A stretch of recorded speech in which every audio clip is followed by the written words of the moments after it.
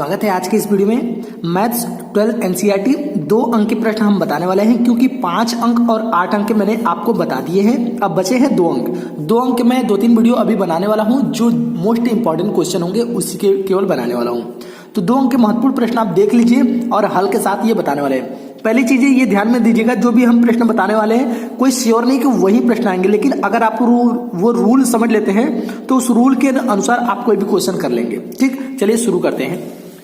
पहला क्वेश्चन आपके सामने है, अवकल समीकरण dy बाई dx बराबर हमें दिया गया, तो हल कीजिए। देखिए, अवकल समीकरण से अगर कोई समीकरण दिया रहता है उसको हल करना है तो सबसे पहले हमें उस अवकल समीकरण को लिखना है जो हमें दिया गया 1 plus y square upon 1 plus x square. इसके बाद इसको अलग अलग रूट में ले लेंगे। जैसे ऊपर हो जाएगा 1 प्लस वाई स्क्वायर, नीचे हो जाएगा रूट 1 प्लस एक्स स्क्वायर। अलग अलग मैंने रूट में ले लिया।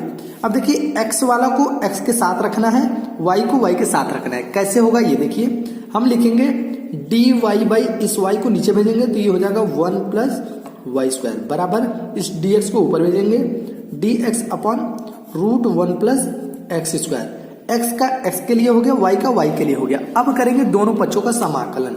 लिखेंगे दोनों पक्षों का समाकलन करने पर तो इसका इंटीग्रेशन करेंगे dy upon root 1 plus y square is equal to integration इधर भी हो जाएगा रूट 1 प्लस एक्स स्क्वायर। इसका इंटीग्रेशन करेंगे, इधर भी इंटीग्रेशन करेंगे तो इसका इंटीग्रेशन हो जाएगा log y plus root 1 plus y square. फॉर्मूले से, क्योंकि मैंने फॉर्मूला सब आपको बता दिया, आप फॉर्मूला रीड कर लीजिएगा। इधर हो जाएगा सेम उसी प्रकार से, ये हो जाएगा x plus root 1 plus x square. ये तो हो गया इस तरह से। फिर दोनों में अगर लॉग है तो हम अगला भी जोड़ेंगे लॉग c। ठीक, अगर दोनों में लॉग है तो लॉग के ही हम अचर जोड़ेंगे। ठीक, इसके बाद इसको भेजेंगे लेफ्ट हैंड साइड। ये हो जाएगा log y plus root 1 plus y square, minus में हो जाएगा log x plus root 1 plus x square. ठीक, is equal to log c बचेगा। लॉग m माइनस एन, तो लॉग m बाई एन का फॉर्मूला लगाएंगे log y plus root 1 plus y square upon x plus root 1 plus x square. ये हो जाएगा is equal to log c। ठीक, अब यहाँ पे लॉग से लॉग कैंसिल कर दीजिए, ये इसके बराबर c के हो जाएगा, यही आपका हो जाएगा आंसर। ठीक, लॉग यहाँ से हट जाएगा, ये c के बराबर हो जाएगा। यही करेंगे तो आपको 2 नंबर यहाँ पे दे दिए जाएंगे। चलिए अगले अध्याय से हम शुरू करते हैं। अगला क्वेश्चन देखिए है, 2 सदिश वेक्टर से सवाल है। ये 2 सदिश a का मान ये है, b का मान ये है। बोला है तो सिद्ध कीजिए इनके बीच का कोण 60 डिग्री होगा। कोण का मतलब होता है कि हमें बताना है थीटा बराबर 60 डिग्री होगा। ये चीजें सिद्ध करना है। सिद्ध करने के लिए क्या करना पड़ेगा, इनके बीच का कोण अगर दिया गया है तो हम सबसे पहले क्या करेंगे, दोनों सदिश को क्या करेंगे, लंब का सदिश बनाएंगे। लंब के लिए आपका प्रतिबंध होता है vector a dot B is equal to 0 होता है। ये होता है लंब के लिए। ठीक, तो क्या करेंगे, a का मान और b का मान दोनों को डॉट में लिखेंगे। तो a का वैल्यू है 2i प्लस जे प्लस 3k, डॉट करेंगे। b की वैल्यू है 3i minus 2j plus k। ये हो गया a डॉट b। ठीक, पहले इसको हम सॉल्व कर लेते हैं।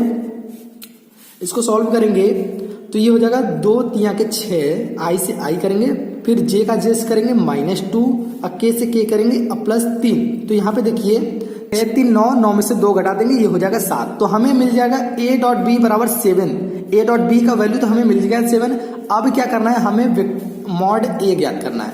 हम मॉड a ज्ञात करेंगे और मॉड b ज्ञात करेंगे। हम ये क्यों ज्ञात कर रहे हैं ये भी समझ लीजिए, क्योंकि हम जब बीच का कोण ज्ञात करेंगे, बीच का कोण, तो बीच का कोण ज्ञात करने के लिए जो फॉर्मूला होता है वो होता है कॉस थीटा बराबर a dot B upon mod a mod b। a dot B का मैंने 7 वैल्यू ज्ञात कर लिया, मॉड a मॉड b का वैल्यू अभी हम ज्ञात करेंगे। कैसे ज्ञात करेंगे, ध्यान से समझिएगा। तो मॉड a बराबर जो हमारा वैल्यू है 3i, a का a की वैल्यू है 2i plus j plus 3k। ये है a का वैल्यू, उसका मैंने मॉड कर लिया। अब इसका मतलब इसके गुणांकों को स्क्वायर करेंगे। 4 प्लस 1 प्लस 3 का स्क्वायर 9, 9 1 10, 10 4 14, ये हो गया 14। ठीक, इसी तरह से मॉड बी ज्ञात करेंगे तो मॉड बी के लिए लिखेंगे मॉड के में लिखेंगे 3i माइनस 2j अब प्लस k इजिकल टू 3 का 9 अब प्लस हो जाएगा 2 दूनी के 4 अब प्लस 1 हो जाएगा। तो ये हो जाएगा 9 1 10, ये भी हो जाएगा 14। ठीक, इस तरह से इन दोनों का मान हम इसमें पुट करेंगे। ऊपर हो जाएगा 7, नीचे हो जाएगा √14 इंटू √14 बराबर 7/14। काट दीजिए 1/2। तो 1/2 किसका वैल्यू आया? ये आया कॉस थीटा बराबर 1/2। तो हम लिख सकते हैं कि कॉस थीटा बराबर, यहाँ पे कॉस 60 डिग्री का ये मान होता है। कॉस से कॉस कैंसिल तो मिल जाएगा थीटा बराबर 60 डिग्री। आप लिख सकते हैं इति सिद्धम। यहाँ पे आपको 2 नंबर दे दिए जाएंगे। अगला प्रश्न देखिए। अगला क्वेश्चन आपके सामने है, समतलों 2x minus 3y plus 4z is equal to 1 और minus x plus y is equal to 4। ठीक, के बीच का कोण ज्ञात कीजिए। तो देखिए बीच का कोण ज्ञात करना है। ये समतलों मतलब ये लिया गया है त्रिविमीय ज्यामिति 3D डायमेंशन से। ठीक, 3 डायमेंशन ज्योमेट्री से लिया गया है। तो दो समतलों के बीच का कोण ज्ञात करने का जो फॉर्मूला होता है, जब फॉर्मूला नहीं पता रहेगा तो नहीं कर पाएंगे। इसलिए सबसे पहले हम आपको फॉर्मूला बता देते हैं।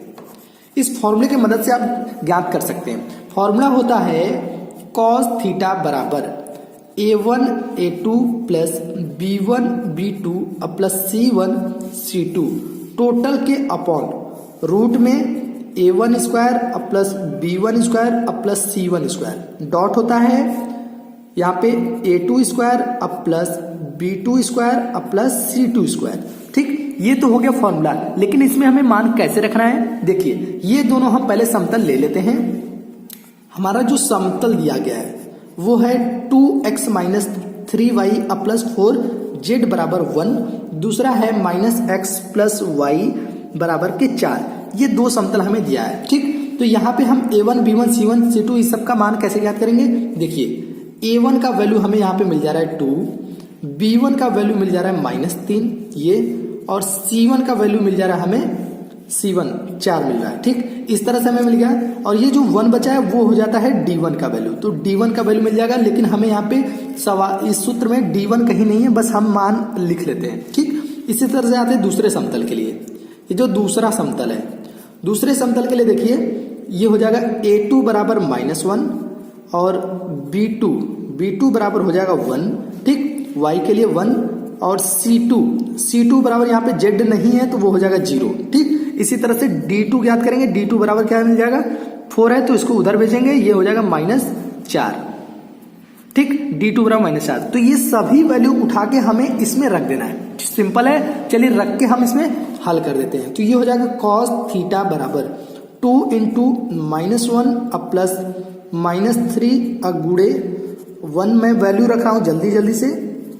नीचे करेंगे अपॉन में, इसको सॉल्व करेंगे 2 का स्क्वायर हो जाएगा अब प्लस -3 का स्क्वायर हो जाएगा अब प्लस 4 का स्क्वायर हो जाएगा। दूसरे रूट में हो जाएगा -1 का स्क्वायर अब प्लस 1 का स्क्वायर अब प्लस 0 का स्क्वायर। इस तरह से मैंने मान रख दिया। इसको सॉल्व करेंगे, ये हो जाएगा ऊपर -2 और ये हो जाएगा -3, ये हो जाएगा 0। नीचे आते हैं 2 का स्क्वायर हो जाएगा 4, ये हो जाएगा +9 अब प्लस 16। ठीक, इसमें आते हैं, इसमें हो जाएगा 1 अब प्लस ये हो जाएगा 1 का स्क्वायर, ये भी 1 हो जाएगा, मतलब यहाँ पे 1 + 1 हो जाएगा। इसके बाद ऊपर हो जाएगा -5 तो लिखेंगे -5। नीचे 16 9 25 25 4 29 तो ये हो गया √29 और ये हो जाएगा √2। तो अलग अलग हमें मिल गया। ठीक, अब देखिए -5 अपॉन गुणा कर लीजिए तो 29 दूना के 58, रूट के अंदर गुणा होगा क्योंकि दोनों रूट में है। ठीक, तो इस तरह से हमें जो ये वैल्यू मिला, ये मिला -5/58। आपको पता होता है कि जब ये माइनस में होता है तो ये हमेशा वैल्यू न्यून कोण में होता है। तो आप यहाँ पे क्या लिखेंगे? ये वैल्यू है कॉस थीटा का। कॉस थीटा बराबर -5/√58। तो इसके लिए लिखेंगे आप न्यून कोण कॉस इनवर्स कर देंगे और ये वैल्यू थीटा बराबर ज्ञात करेंगे तो ये कॉस चला जाएगा इधर, इनवर्स में हो जाएगा। लिखेंगे थीटा बराबर कॉस इनवर्स 5/√58। मैंने यहाँ पे माइनस हटा दिया क्योंकि मैंने न्यून कोण लगा दिया। इस तरह से करेंगे तो आपको यहाँ पे 2 अंक मिल जाएंगे। उम्मीद करते हैं आज का ये वीडियो पसंद आया होगा। वीडियो पसंद आया तो इसे लाइक करें। आगे अभी मैं और भी महत्वपूर्ण प्रश्न देने वाला हूं जो आपके बोर्ड एग्जाम के लिए ज्यादातर जरूरी है। जय हिंद, जय भारत।